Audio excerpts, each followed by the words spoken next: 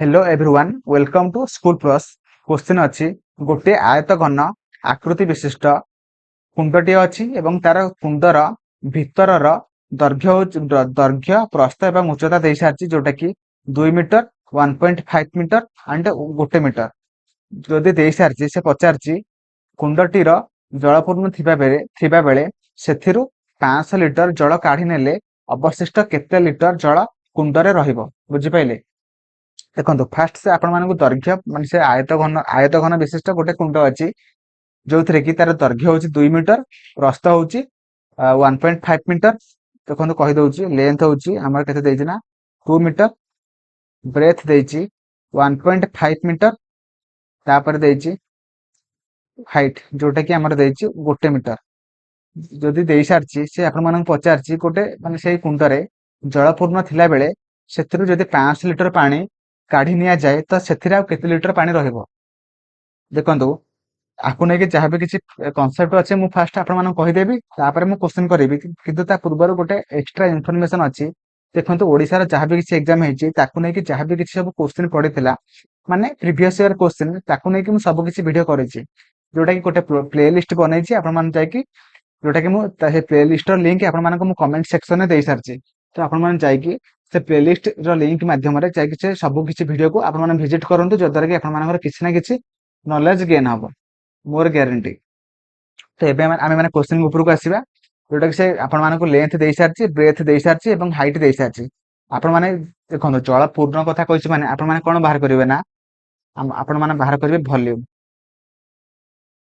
बुझि पाइले। वॉल्यूम बाहर करिवे केमिति ना length into breadth into height बुझि पाइले। तो लेंथ हमर केते बाहरिबो ना 2 मीटर सब किछि वैल्यू गुडी को मु पुट कर देबी एबे फार्मूला रे।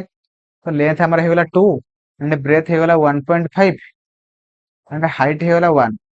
तो जदि मु एबे गुणिबी केते बाहरिबो ना 2 इनटू 15 बाय देखंतु 10 मिनिट थिला तो 10 मिनिट को मु भग्नांश रे परिणत कर देली जोटा कि 10 हे जिवो कारण 10 मिनिट छाडी माने 10 मिनिट गोटे संख्या छाडी कि थिला तो मु सेति गोटे जीरो बसाई देली।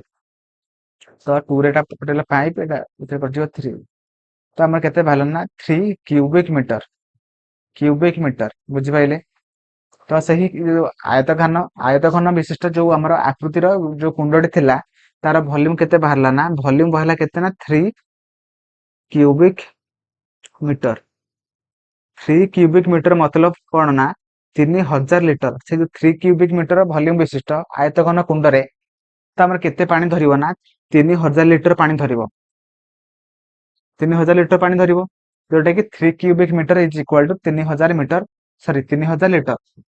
जदि मान तार टोटाल कैपेसिटी जदि हमर बाहरला केते ना 3000 लिटर जदि बाहरिला तो मते एबे कहंतु जदि से 500 लिटर पानी काढी नहीं जायछि तो 3000 रु जदि 500 लिटर पानी बाहर करिक से नहीं जायछि तो आउ केते लिटर पानी अछि ओटा कि 2500 पानी आउ रहिला। तो 2500 लिटर पानी आउ रहिला जोटा कि option C will be right answer. Option C will be right answer 2500 litre पानी आउ से कुंडरे अछि। जदि आपण माने वीडियो को भल भाबरे बुझी पार नांती तो आपण माने जाय कि आउ थरे वीडियो को रिप्ले करके देखंतु जद्वारा कि माने ए क्वेश्चन को बाय कांसेप्ट को आपण माने भल भाबरे बुझी पारिबे बोली मोर आशा। एवं ता सहित जदि आपण माने एबे पर्यंत भी वीडियो को लाइक करनांती लाइक कर देबे चैनल को सब्सक्राइब करिवे एवं आपण मानको वीडियो केमिति लागला मते कमेंट रे जणेबे। थैंक यू जय जगन्नाथ।